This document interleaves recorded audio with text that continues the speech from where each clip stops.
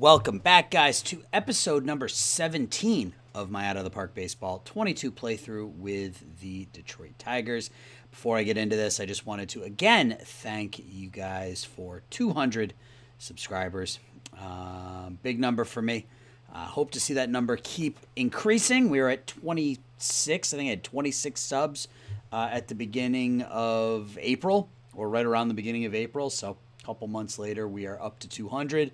Very, very grateful for that. So I appreciate it. At any rate, let's get into the baseball. So it is July 1st. This is going to be the July episode. So we're going to do international free agency. We're going to do the first-year player draft, and we're going to go up to August 1st. So we are currently 47-33.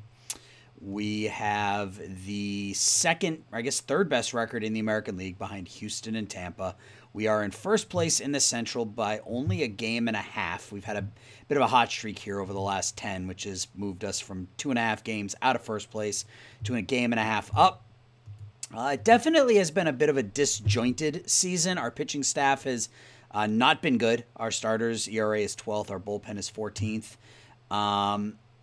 We made a deal right at the end of last episode, or I guess in the middle of last episode, to try to improve the pitching, and then we made a deal right at the end of the month to try to improve the offense. We picked up Trevor Stefan and Fermid Hassad from the Yankees in the middle of June, and then right at the end of June, right before the end of the episode, we picked up Jeff Mcneal for Michael Ciani and some minor league players. So we made a couple of deals in June. We don't normally make deals in June, but I felt it was necessary based on how we had been playing.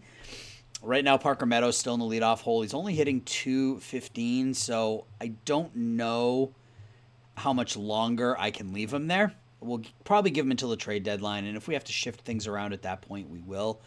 Maybe we go with Jung-Hoo Lee at the top of the order, or we move Tommy Edman up there. I'm not entirely sure yet, because some of these guys are hitting well in their current positions. We had Edman batting second, but as soon as we moved him down to sixth, he started hitting for some power and stuff. So I don't really know what I want to do yet. We got a month to sort it out here. I'm hopeful. Grayson Rodriguez coming into the starting lineup. He was another trade that we made in the last episode. We said goodbye to Tariq Skubal, brought Grayson Rodriguez in, and he's been pretty good in his 3 starts. So we made some changes in June that we don't normally make, but I think it was necessary. So first things first, the international amateurs. There was one player that I had my eyes set on. That was Roger Castro. Looks to be an elite level outfielder at age 16. Great. I mean, this is a leadoff hitter's batting profile. Even if his base stealing isn't great, he could be a fantastic, probably be a left or right fielder. He's got decent range. His arm's pretty good. So we are going to offer him the full $5 million. Call it a day. There were some other decent players in here. A couple of first basemen. A relief pitcher, which you almost never see. But we're going to go with Castro. So we're not going to make any moves, I think, pre-All-Star game, which comes up when? When does the All-Star game come up? The 12th. So we probably won't make any moves over the next 2 weeks. We'll see how the moves that we've made affect us. We get Marcelo Meyer back in 2 weeks, too, which is nice. So that'll be sort of the mid-season bump. But yeah, so the next couple weeks is just going to be some simulations. So let's see how things go. So we take on Cleveland here. They're third. We win, so that's nice. And we get a personal message, and we lose. So we're 48-34. First two games of the series were splits. We won 6-1. Who got the start in this one? Casey Mize pitched really well. Ball and Torkelson homers twice. Then we lose here. Emerson Hancock drops to 6-5. Okay. We had some messages, owner goals. He's undecided with our progress, even though we have back-to-back 100-win seasons. Expiring personnel, we definitely want to bring Grant back. Oops, I got to get out of commissioner mode. Why was I even in commissioner mode? What was I doing? I don't know. I don't know what I was doing. I wasn't cheating. I can tell you that if you guys think I was cheating. Jamie Bubala, we want to bring Bubala back? All right, guys, we're back, and yeah, things went sideways. Apparently, I thought I hit start record, when in reality, I hit stop record. So I went through the month of July without. I just played for like an hour without recording. So I'm gonna recap what's happened. And I think what we're gonna do is we're gonna sim right to the end of the regular season in this episode. It's not what I normally do. I wanted this to be sort of the July episode, but we are going to go right to the end of the regular season. I'm gonna kind of, I'll come back and stuff throughout the season to go over stats. But let's go over some of the stuff that happened in July. I crashed after a couple of days, came back, and you can see overall we are having a pretty good year. We are 66-40, 7.5 games up in the Central. We're in first place in the AL Central. We had some significant injuries here in the month of July. You can see we lost Lou for the year again with a torn calf muscle. We won't get him back this season. Finishes this season with 5.6 WAR in just 89 games. Marcelo Meyer was hurt again. He's going to be back in a week or two. We lost Jeff McNeal for the year, 15 games after picking him up, so that was a waste of a trade. Grayson Rodriguez is out with a sore shoulder, so injury-wise, it was not a very good season. So we had to go out and make a couple of moves. And the biggest move you can see, if you take a look, you see our number 3 hitter there is now Alex Verdugo. We will take a look here at our game logs, major transactions, and we'll just kind of go backwards. So on the 23rd, we traded Cleonel Perez to the St. Louis Cardinals, along with 3 minor leaguers, Gage Henderson, Christian Little, and Christian Calzadilla, to the St. Louis Cardinals, getting Devin Williams, with the Cardinals retaining 55% of the contract. Perez had been just okay for us this year, 4-3 with a 4.55 ERA. His contract was up at the end of the season, and I don't think we were going to be able to re-sign him. We're not going to be able to re-sign Williams either, but I think we get a better pitcher for the stretch run here. And then we give up a couple of 3-star outfielders. Harrelson's not bad. Has a decent bat profile, pretty good offensively, but hadn't gotten out of A-ball with us. Christian Little, 23-year-old starter, was in AAA, wasn't pitching very well, 2 stars. And Calzadilla is just a 1-star catcher that they wanted. And in return, we get Devin Williams, who has elite stuff, 3 great pitches, and we made him a stopper. And again, we likely won't be able to re-sign him when the year's over, but so far 4 games, 5 strikeouts and 3 2/3 innings. So that was the first trade. I guess technically the last trade. We made a deal with the Red Sox where we sent, and this is the big one, guys, we traded Jung-Hoo Lee, Samuel Dutton, and Rowdy De Los Santos to the Red Sox, getting Alex Verdugo and Archie Bradley. So we gave up Jung-Hoo Lee, and here was my mindset. Jung-Hoo Lee's making $15 million this year. He's making $15 million next year. And then after that, he goes into arbitration where he's going to want, whatever that bump is going to be, $17, $18, $19 million, whatever it is. He's 27 years old, obviously great with the bat, but he's fragile, and he's terrible defensively.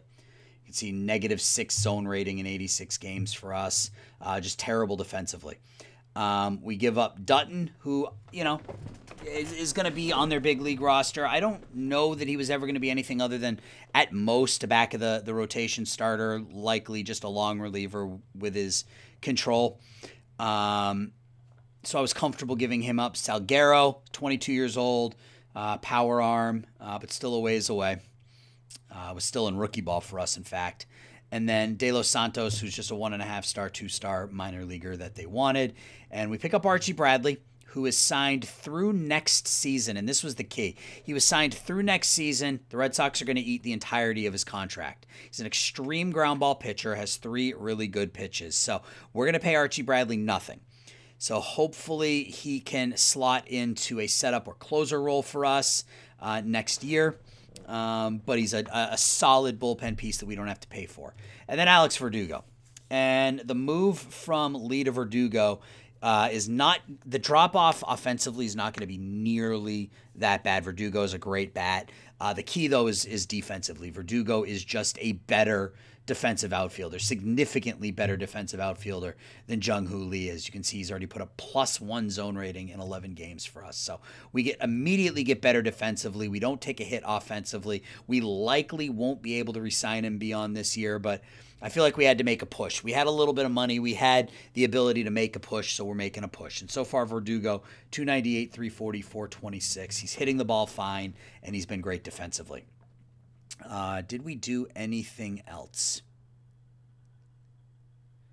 No. Those were all the deals we made in the we picked up Ketel Marte, and we stuck him at shortstop. He's going to play shortstop for us until we get Meyer back, and then we'll probably stick him at third, get him to learn third, or put him out in left. I haven't quite decided yet. Put him out in left so that Penango doesn't have to play every day. And this is where I realized we had crashed. So those are the moves I made. That took about an hour. I'm really bummed out. But, you know, like I said, we'll sim this through the end of the regular season, and the next episode will be playoffs / off-season. So that's kind of how we'll break down this year. So pitching staff-wise, Will Sanders has been our most consistent pitcher on the year. 4.36 ERA, 3.48 FIP, 2.8 WAR. He's 9-6, averaging more than a strikeout an inning. Maintaining limiting the home runs, which is nice. Not really walking a ton of people. He's been pretty good. Emerson Hancock, his first year with us, has been okay, up and down. But I think overall, I'm content with how he's done. 9-5, 146 strikeouts, a few too many home runs. But the control is really nice. 2.5 walks. Yeah, they all have FIPs right around 4. Casey Mize has a 3.99 FIP. His ERA plus is below 100, so he hasn't been great. Putting up a 5.34 ERA. Not giving up a lot of home runs. Not really walking anybody. So, I mean, my top 3 starters have been okay. I just don't know that they've been good enough to win a World Series. We'll see. Mick Abel's been pretty bad, although his FIP suggests otherwise. Home runs haven't been a problem. His walks have been an issue. 45 walks in 106 innings, but striking out 10 per 9. So as a 4 starter, I'll take it. De Los Santos. And then our bullpen, De Los Santos has been pretty good. Ken Giles has been really good outside of that first month. First month of the season, he was atrocious, but he's been pretty, especially in July. Back to kind of his old self here in July. So hopefully he can maintain that with Devin Williams and Archie Bradley out there with him. Adam Hill's been a pretty good swing man for us. Zach Hess started as the closer, struggled, but I think he's been much better since we pulled him out of the closer role. Yeah, he was fantastic in July. 23 strikeouts, only 8 hits in 17 innings. He was fantastic in July. Stefan, since coming over from the Yankees, has been wonderful. 0.75 ERA in 13 games, 14 strikeouts. He's been great. Rosa has not been very good in his first cup of coffee with us, and Eder hasn't been very good either, but small sample size. So we may need to do something about Rosa. But we get Rodriguez back in a little bit, and we have a couple of elite pitching prospects down in the minors in Beal and Hased, both of which will likely be on the team next year as main contributors. Shriver's been pretty good in AAA, but he was atrocious with us, so I'm not really ready to make that move just yet. Batting-wise, Torkelson, 29-99. He's good for 4 WAR. He's on pace for 44 home runs and 150 RBIs. He's going to cost us a fortune next season. We talked about Verdugo. Tommy Edmonds been very good for us. It's been a solid pickup at second base. Put up 1.4 WAR. He has been slightly below average defensively, but really, really good with the bat. Barco Meadows isn't hitting, but he's getting it done defensively. Corey Collins has had an okay season. He had a really, really hot stretch in, I think it was June? No, in May, where he hit 340. July was a bad month for him. But he's cheap and young, and when you line him up with Cartaya, our 2 catchers have combined for 15 home runs, 61 RBIs, and 1.7 WAR, so nothing to complain about. Jordan Walker, 840 OPS. He's been great since he's been a good Rule 5 pickup. Who can play third and a little bit of left. Braylon Bishop is hitting really well in limited time so far. Quintana is getting exposed, having to play every day. Ball's not really hitting. Penango is getting exposed, having to play every day. So we're not as good offensively. Obviously, we're missing two of our best bats. So hopefully when we get Meyer back, things will start to settle down here a little bit. That's where we are offensively. Minor league rankings, we still have the top minor league system in baseball. Green, Serate, Collier, Castro, who we picked up in the International this year, and then the other Castro, who we picked up in the International last year, or 2 years ago, I guess. So, offensively or prospect-wise, we're doing well. Elijah Green, his ratings still aren't where we need them, but he's going to be up next year come hell or high water because I don't have anybody else. So he'll derive his WAR from defense and base running, which is fine. Serate is struggling in rookie ball, so we'll leave him there this year. See if those numbers can improve, and then we'll call him up. Collier, not really hitting in Double-A, but we're going to leave him there. We're going to let him continue to plod away. No reason to send him down to high A, I don't think. Those ratings continue to get better. If that contact can improve just a bit, we'll be set at third for years to come. So we are at August 1st. We are 66-40. There are no more deals that need to be made because we're past the trade deadline. So I think what I'll do now is I'll sim up to September. We will do our call-ups, and then we'll sim ahead to the end of the regular season. So, guys, I'll be back for you in just a second. All right, guys, excuse me. We are back at September 1st, 79-54. We are still in first place. It is a 4.5 game lead? 4.5 game lead over the Kansas City Royals. And we're just sort of treading water. You can see 5-5 in our last 10. We've actually gained a game on Kansas City, who is 4-6 in their last 10. Still have the best record in the American League, but I'm not confident this year. I'm simply not confident. Let's look at player development. Grayson Rodriguez got better. Mize continues to just sort of stagnate. His potential movement's now down to a 41. A lot of our offensive players got worse. Lou got worse, which isn't surprising considering he hasn't played a full season in 2 years. Edmund got better. He's been a nice pickup for us.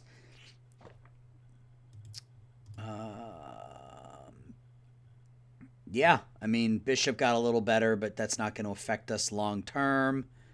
Verdugo got a little worse. He's hitting over 300 since we picked him up, so he's been fine offensively. Elijah Green got better. Numbers still aren't where we want them, but they're starting to creep up. Just want that contact over 40, and then I will stick him in the lineup next year. Once that power develops, I think we'll be fine. He's up over 300 in AAA, so he's proving that he can hit. But I see no need to call him up right now. Takelet, who was our second-round pick this year, has gotten better. If his stuff was a 100 right now, I would probably call him up, even with his control at a 13. But we'll let him. He's at Double-A. We'll leave him there.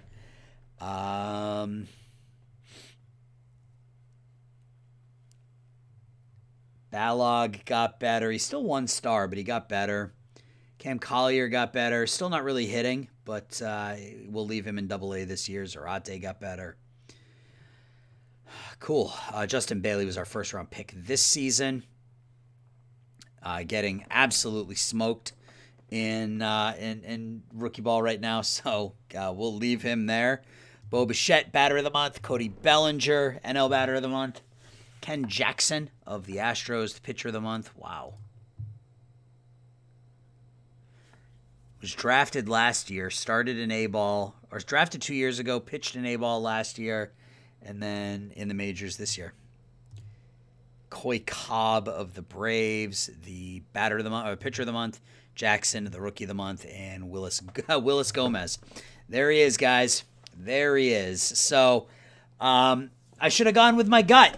Is what this tells me. And those of you who told me to go with Gomez, you can get your I told you so's in now. He looks like just an absolute monster with the bat. This is where it's okay. It's all right, guys. We're gonna run with Elijah Green and hopefully, we'll get what we want out of him. But looking at Willis Gomez here, this is hard to see, hard to watch, hard to look at. 40 doubles in 111 starts for the Diamondbacks this season. Drafted last year. He was drafted a couple of times before he actually signed. So, wow. All right. That's okay. It's not the end of the world. So, yeah. So this is just a quick update. I'm going to sim through to the end of the year, and we'll review the season stats. But you can see 79 and 54. Torkelson's up to 35 and 112. Myers finally stayed healthy. 22 home runs, 74 RBIs. Edman, like I said, Tommy Edman doing pretty well with the bat. He was a nice one-season pickup for us. This, I think, is it for Parker Meadows. The bat has just completely fallen off a cliff this year, and I'm not going to pay him what he's asking for.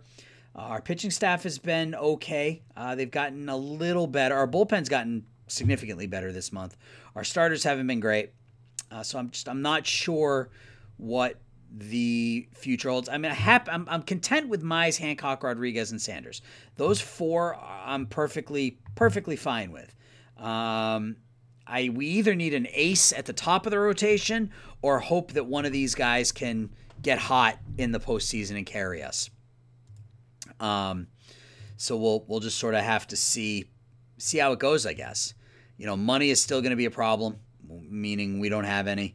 Although, our team salary for next year is only at $98 million. So we may have some room to play with if we can get them to increase, especially if we move on from Parker Meadows in the offseason where, he's asking for almost $12 million. So that'll be something that we deal with next offseason. We could bring, I would think we would be crazy not to bring Edman back next year for $6 million, given the numbers that he's put up. But we'll deal with that next year. Same thing with Ken Giles. Be crazy not to bring him back at $4 million with the 2 years he's had for us. So, all right. So roster expansion. We're gonna call up 2 players. I'll call up Brigman, and we're gonna call up Eater. I think no reason to rush any of our prospects here. Elijah Green is killing me, guys. He needs to be elite defensively in center field to make up for that bat difference from Gomez. But I need to keep telling myself it's not offensively where we need help. So, that's I gotta just keep telling myself that. All right, so I don't want to start Brigman every second game. Bishop, he's hitting well enough to continue to get some playing time.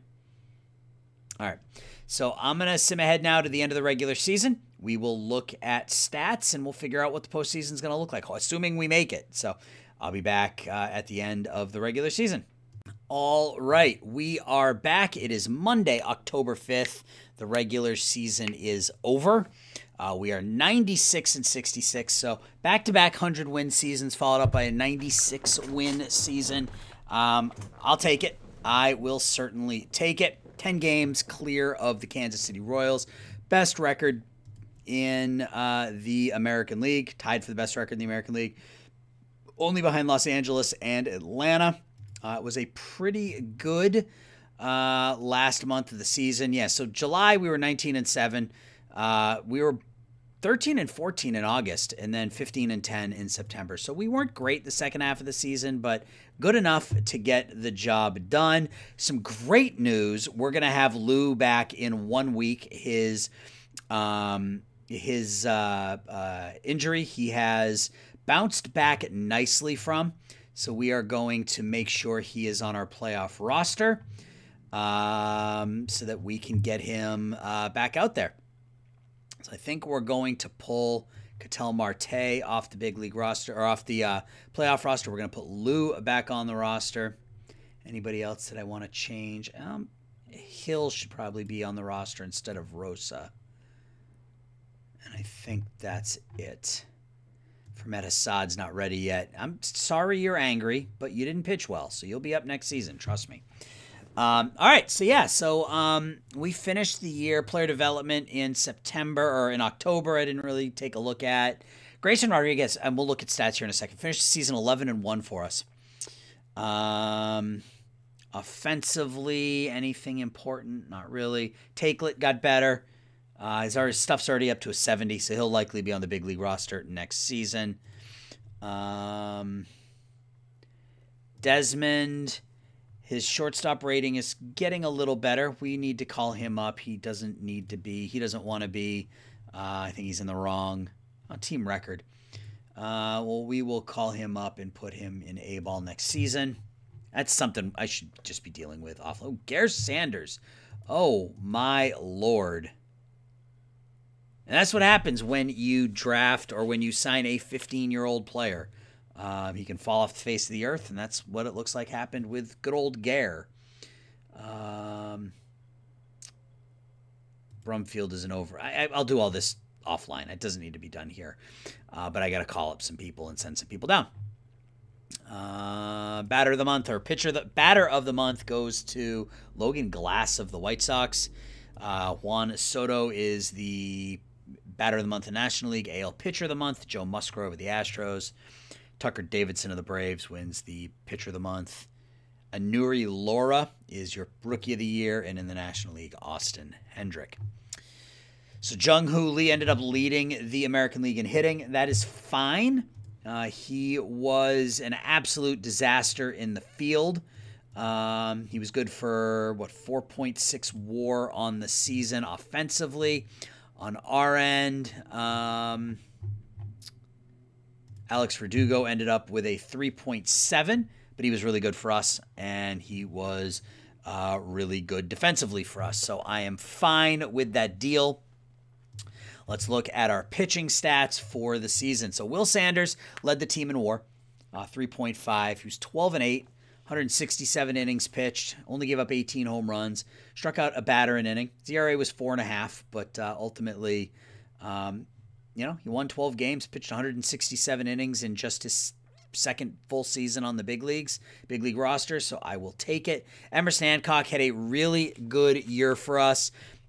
Finished up was 18-8 last year for Seattle, 207 innings. All those numbers were just a bit down this year. 15-7, pitched 197 innings, struck out 210, good for a 3.75 ERA, 3.29 BABIP, 3.98 FIP. I will take that. Casey Mize, the ERA was quite high, but that's a really high BABIP. Good strikeouts per 9, didn't walk anybody, didn't give up a lot of home runs. Didn't even really give up a ton of hits. 214 hits and 182 is a lot. But I think he got a little unlucky, honestly. I'm not unhappy with the year Casey Mize put up. He stayed healthy, which is the important thing. Mick Abel was 10-13. He gave up a lot of hits, 189 hits and 167 innings. He walked too many. So, yeah, if you're going to give up that many hits, you can't walk this many. And that was the problem with Mick Abel.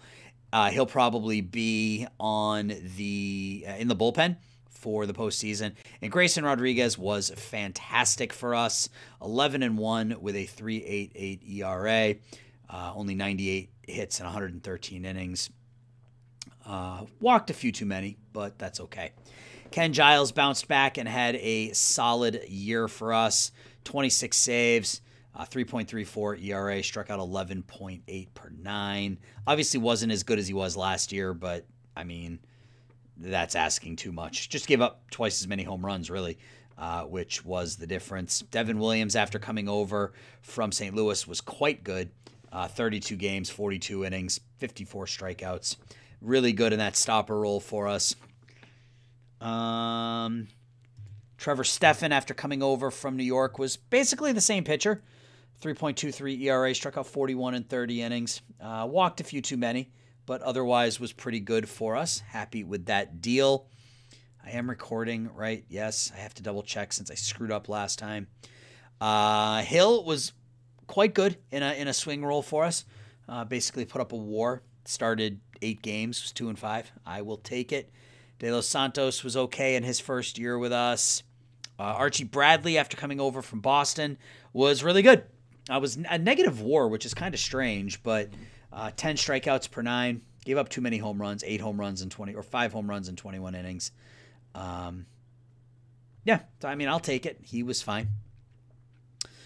So overall, I don't know that we are going to have a run here in us in the postseason, but we will certainly see.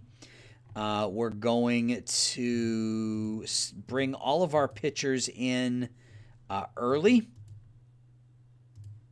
All of our bullpen pieces in early. Actually, I don't want to use him more often. He has really plummeted. Wow. Okay. We'll go with the 4-man rotation.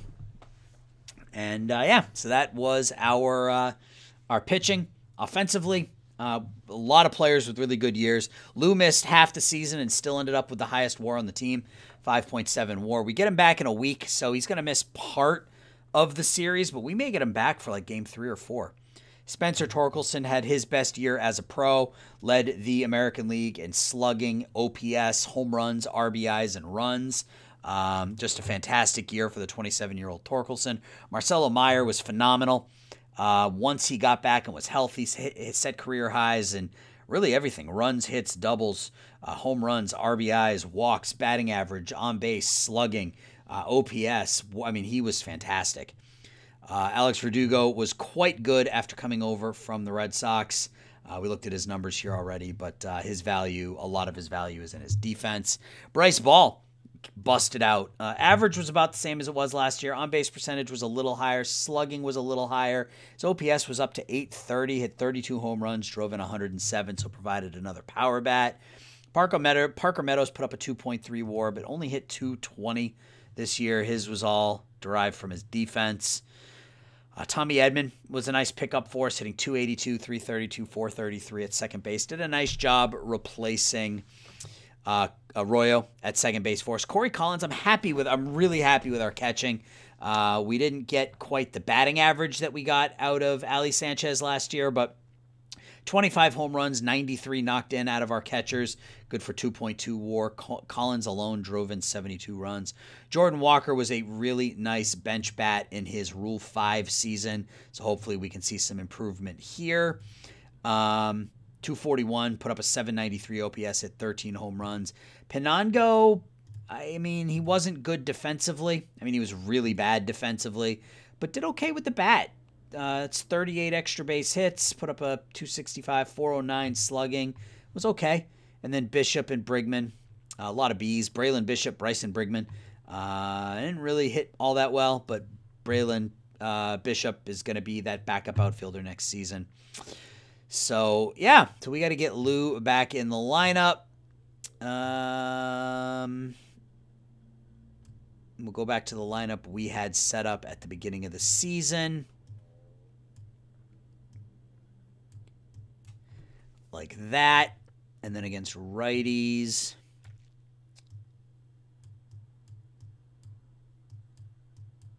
Go like that. And then against lefties. Let's see what they default here. No, I'm not starting.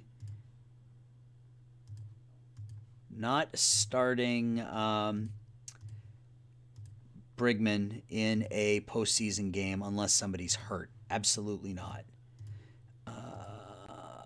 We're going to run with the same lineups in every game as they do.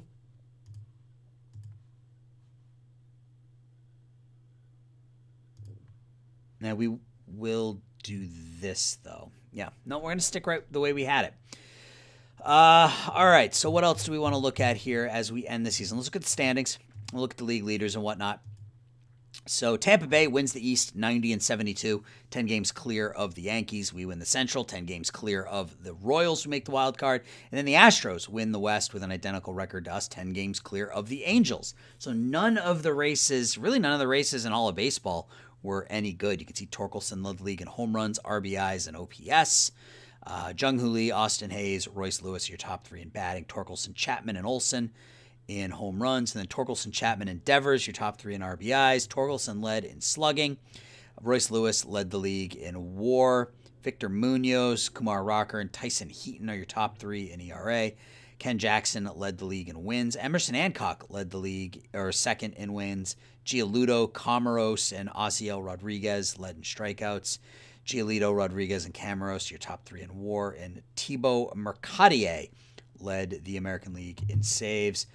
The Braves, 99-63, won the East over the Marlins, who get the wild card at 94-68. The Pirates win the Central, and then the Dodgers, 103-59, best record in baseball, with the Giants winning the wild card over there. Soto, Tim Anderson, and Zach McKinstry, your top 3 in batting. Reyes, Soto, and Bellinger in home runs. Franmil Reyes, 44 home runs for Colorado. Reyes, Colas, and Fernando Tatis led the league in RBIs. Soto in OPS, in WAR. Coy Cobb with a 2.40 ERA. Kyle Luckman for the Mets. 27-year-old Kyle Luckman out of nowhere. 18-win season. Junior Santos with the Mets led the league in strikeouts. Coy Cobb in WAR. Dax Fulton, 52 saves for the Miami Marlins. Let's look at our let's sim ahead of day. Let's see who we're going to play in the postseason, and then we'll take a look at that roster and we will call it an episode. I don't have any idea how long this recording was because I ended up recording like an hour, or I ended up talking for like an hour that I didn't record. So I don't have any idea at all how long this video is going to end up being. Let's keep going. Let's see who our first round opponent is going to be. The Tampa Bay Rays. Okay. So take a look at the Rays here in a minute. So Kansas City defeated the Angels 8-5. And in the National League, the Giants beat the Marlins in the wild card. So this is what the postseason looks like. The Astros and the Royals, the Rays and the Tigers. Out in the National League, the Dodgers and the Giants, the Pirates, the Pittsburgh Pirates, and the Atlanta Braves. So before we look at Tampa Bay, let's look at our pipeline. Take a look at our prospects. So Elijah Green, down to 4 stars, but he will be our starting center fielder next year. Had a pretty good season in AAA this year. Showed he could hit, can steal some bases, so he will be our starting center fielder next year. Luis Serate struggled in rookie ball. He was hurt part of the year. I think he's still actually hurt. No, he's back. But his stuff and his movement have improved. We'll probably start him in A-ball next year as he's 20. Cam Collier struggled a bit. I mean, he basically had an identical season in AA that he had in High A, so he thinks he should be playing in the majors. I don't. He'll be in AAA next year. Get his start there. The 2 Castros, Roger and Jordan. Roger was this year's international signing. He is in international ball. Jordan was 2024. He is in rookie ball where he hit quite well, so we can call him up now to Class A. We'll disable AI promotions. He'll start in A-ball next year.